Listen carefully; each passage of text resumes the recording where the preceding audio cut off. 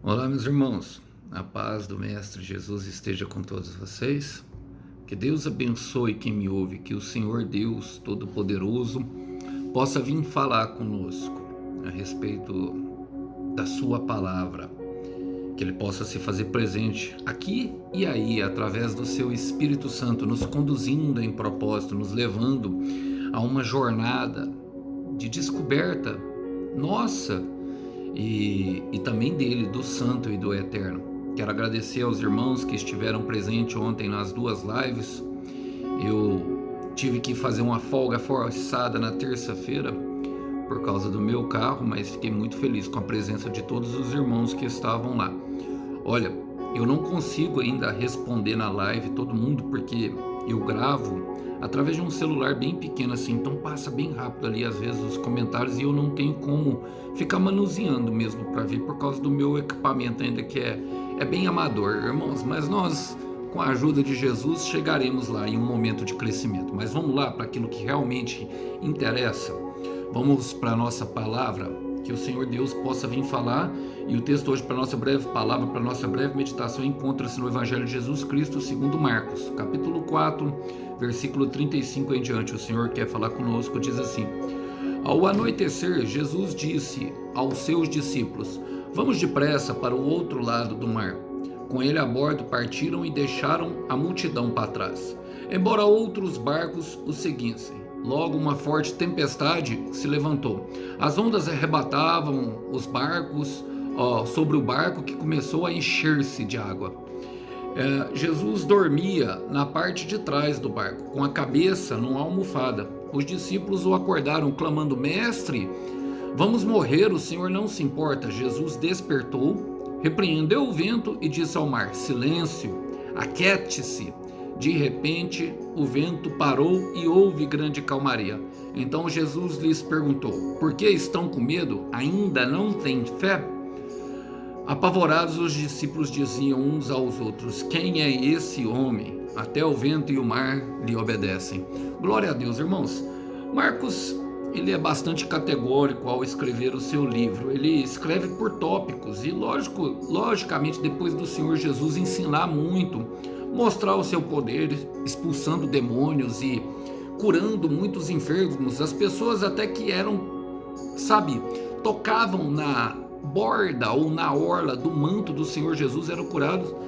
Resolveram levar os seus discípulos, depois de um aprendizado teórico, para um aprendizado na prática. E pensando nisso, eu quero fazer as aplicações pertinentes a esse texto. A palavra diz assim: Ao anoitecer, Jesus disse aos seus discípulos: Vamos atravessar para o outro lado do mar. Isso parece muito, irmão, quando o Senhor nos chama, quando Ele nos convida, quando Ele diz para nós: Vem, segue-me. Porque, irmão, às vezes será em momentos de escuridão, será quando anoiteceu, será quando os nossos sentidos já estiverem um pouco entorpecidos por causa da dor, será em momentos em que nós não conseguiremos enxergar muito bem, para que nós venhamos a depender completamente dele. Será nesses momentos que o Senhor Jesus nos dará nos dará uma missão. Será em momentos de dificuldade. Às vezes será nos momentos de escuridão que o Senhor nos dará uma missão. Lembra de Isaías, como foi o chamado dele? O capítulo 6 conta. No ano em que morreu o rei Uzias. O rei Uzias era primo de Isaías. É assim como começa o capítulo 1 de Isaías. No ano que morreu o rei Uzias, eu vi o Senhor Deus sentado no alto e sublime trono. Quer dizer o quê, meu irmão? Que no momento de dor, o rei Uzias representava muito mais do que isso, representava a esperança de um futuro melhor. Quantas vezes nós colocamos a esperança em homens? Quantas vezes nós colocamos a esperança numa pessoa que talvez vai dirigir o país e levar a economia a um lugar onde nós possamos ter conforto? Mas foi naquele ano, morreu o sonho, vamos dizer assim. E o Isaías teve Isaías teve justamente uma visão do alto e sublime trono, que quer dizer que Deus está no controle. Sempre quando fala de alto e sublime trono, quer dizer que o Senhor é Deus Todo-Poderoso e está no controle de todas as ações, irmão. Mas no versículo 8 que eu quero chamar a atenção para vocês, Isaías 6,8 fala: então ouvi uma voz do Senhor dizendo: quem será o mensageiro que eu vou enviar ao meu povo? Quem irá por nós? E eu respondi: envia-me a mim, Senhor, eu irei, Senhor, envie-me. E foi no momento de dor que Isaías recebeu o chamado, num momento em que a dificuldade era tremenda. Muitos de nós foi assim, comigo foi assim, irmão. Eu não gosto de generalizar, mas muitas vezes, e não poucas vezes, isso acontecerá. A palavra fala assim, ó, vamos atravessar para o outro lado. Nós percebemos que o Senhor vai junto. Foi a ordem do Senhor, vamos atravessar para o outro lado. Então não importa o que aconteça no meio do caminho, irmão, você tem uma palavra, você chegará do outro lado. Não importa, meu irmão, o que aconteça no meio do caminho, ele disse vamos, não disse vá sozinho, ou faça aqui que eu vou ficar observando para ver se você dá conta. Ele falou vamos, ele está com você e chegará do outro lado. Olha, a palavra fala, com ele a bordo partiram e deixaram a multidão para trás, embora outros barcos o seguissem. Eu gosto dessa parte aqui, irmão, porque você percebe que nós não devemos, meu irmão, jamais sair, sabe, arrumar a nossa embarcação se Jesus não estiver a bordo, ó, com ele a bordo. Então eu quero te falar uma coisa bem séria, não vá a lugar nenhum se ele não estiver a bordo.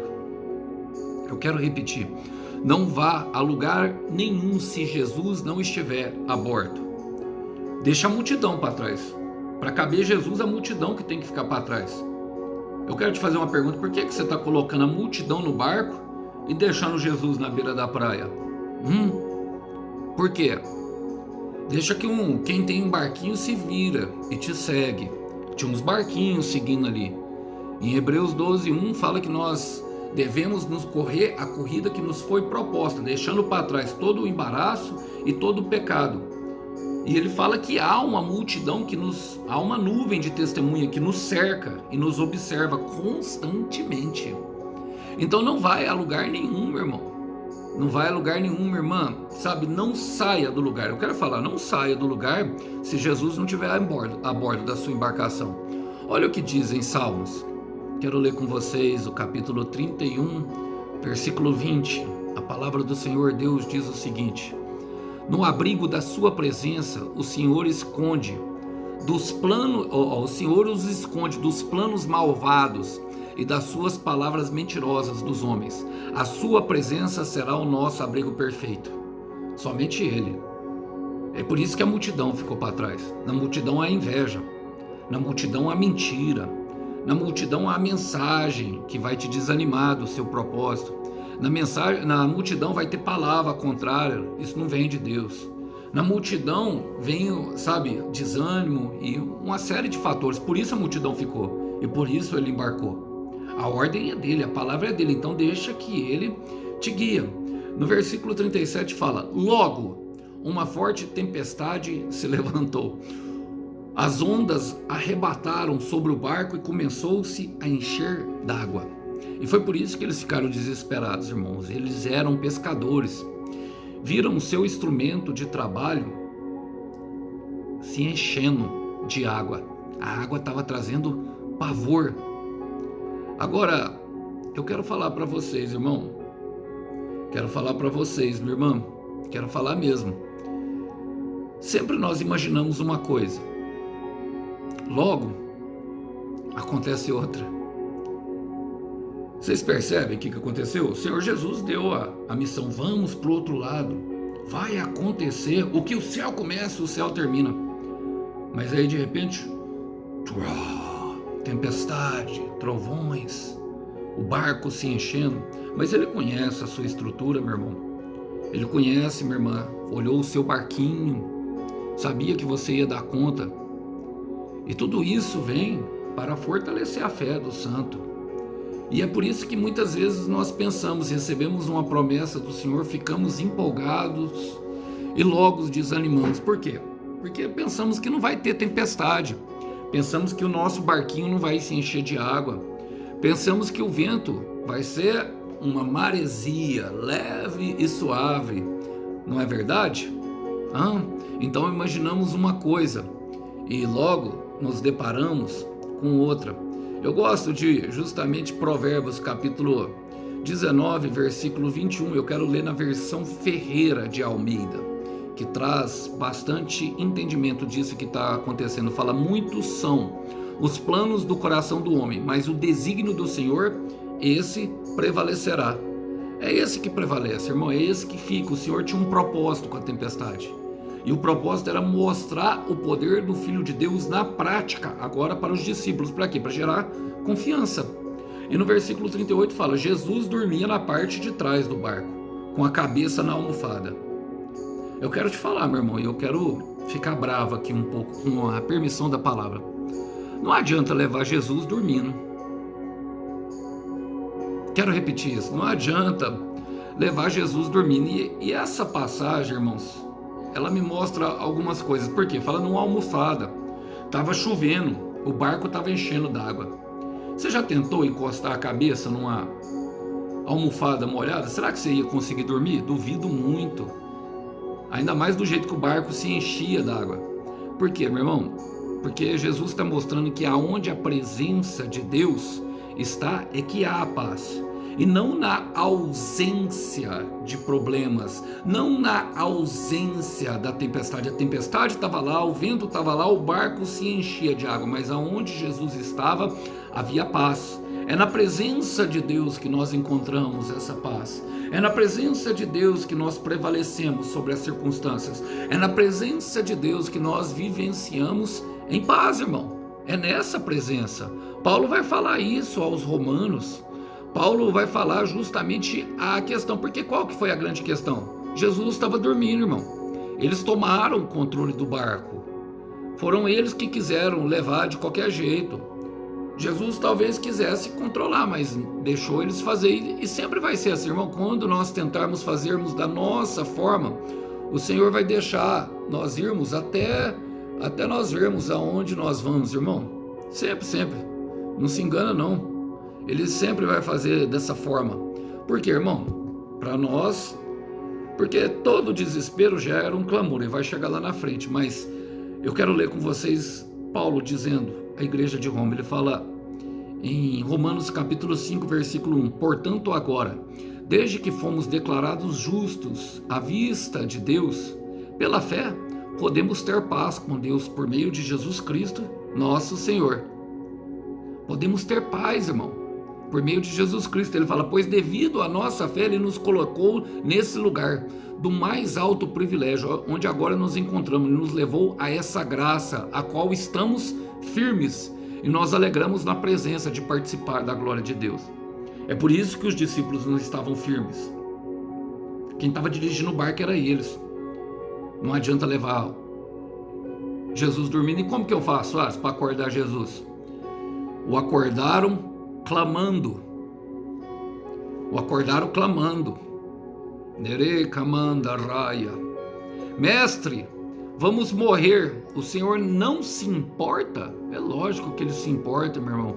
Clame a Ele. Sabe, ore a Deus, ore no tempo bom, mas ore no tempo de dificuldade. O clamor fala de um grito de socorro. Invoque o nome do Senhor. Clame a Ele, irmão. Clame a Ele. E aí nós começamos a compreender outra palavra do apóstolo Paulo, que agora está em Filipenses, para outra igreja. Capítulo 4, versículos 6 e 7 diz: não se aflijam com nada. Em vez disso, orem a respeito de tudo. Contem a Deus as necessidades de vocês. Você já contou a sua dor para Deus, irmão? Você já contou a sua dor? Ele fala: e não esqueçam de se agradecer. Por quê, irmão? Porque foi necessário para gerar o clamor. Foi necessário para gerar a confiança, a perseverança, a firmeza, o caráter aprovado. Ele fala: se fizerem isso, vocês experimentarão que a paz de Deus, que excede todo o entendimento, conservará a mente e o coração de vocês em Cristo Jesus. Aonde Cristo Jesus estava, irmão? Na almofada, no descanso. Era lá que os discípulos deviam estar curtindo a viagem, talvez com a varinha de pescar. Não iam ser pescadores de homens? Queria ensinar o mestre? Eu gosto de uma frase de Bill Johnson, que ele fala que se nós quisermos experimentar a paz que excede todo o entendimento, nós deveremos abrir mão de entender. E para abrir mão de entender, muitas vezes nós teremos que entregar, meu irmão, a direção ao mestre. Olha, no versículo 39 fala, Jesus despertou. O que despertou ele, irmão? O clamor. É o pedido do discípulo. O Senhor atende fé. O Senhor responde fé, quem confia nele.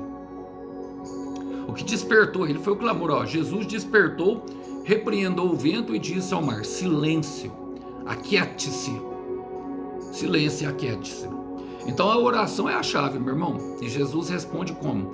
Eu gosto dessa parte porque, irmão, Jesus jamais repreenderia. O Pai repreender fala justamente de uma ação direta no mundo espiritual. Você percebe que ele repreende o vento. Paulo vai dizer dos principados que estão, as potestades que estão instaladas nas regiões celestiais, são príncipes dominadores do vento.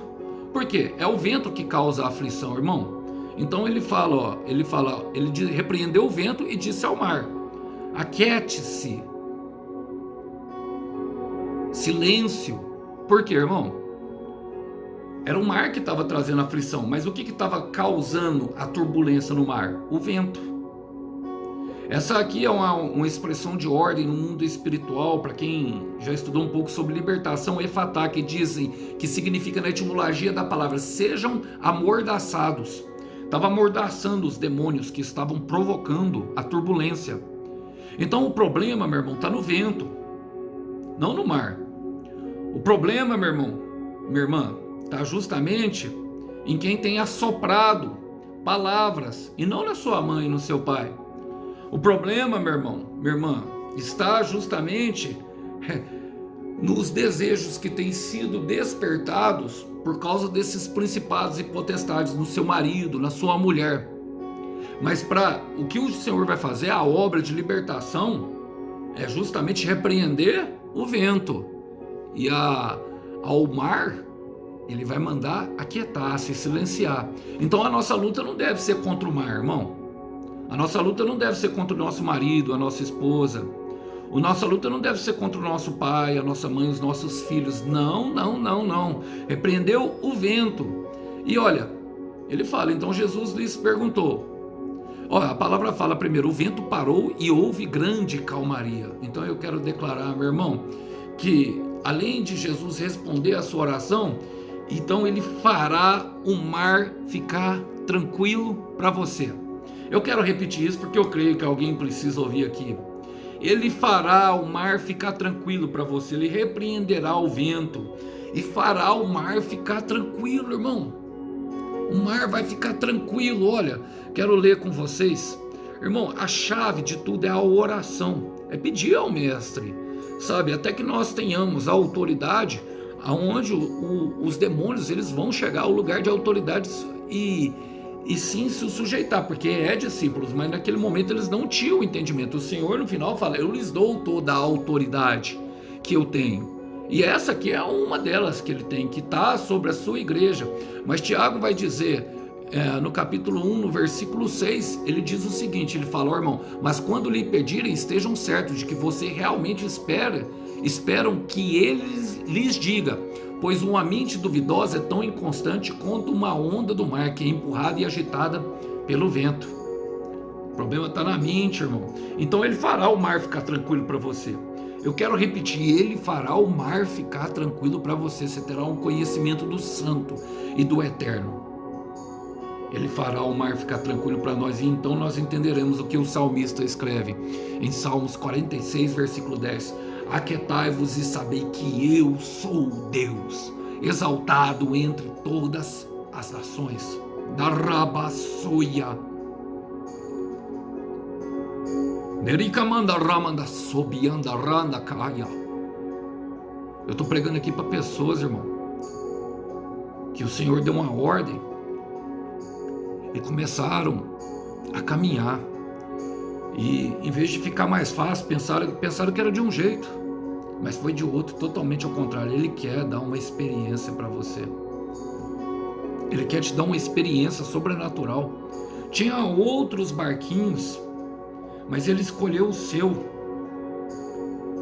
Então, eu estou pregando aqui para pessoas que estão se perguntando, parece que na minha vida o vento assopra mais forte. Eu estou pregando aqui para pessoas que estão dizendo, o meu barquinho balança mais. Eu estou pregando aqui para pessoas que estão dizendo, na minha vida parece que é tudo mais difícil. E tem um motivo, ele escolheu o seu barquinho, mas ele fará o mar ficar tranquilo para você. Eu quero repetir, ele fará o mar ficar tranquilo para você. Agora vem a correção da fé, irmão. E então Jesus lhes perguntou, por que estão com medo? Ainda não tem fé, irmão? Sabe por quê? O medo nos impede de caminhar em fé. O medo de tocar nos impede de abraçar. O medo de perder nos impede de ganhar. O medo de andar nos impede de avançar. O medo de amar nos impede de viver. O medo do futuro nos impede de ser feliz.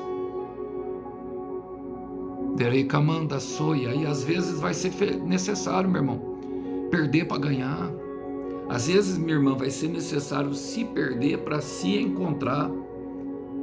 Não deixe que o medo de perder seja maior do que a tua vontade de vencer.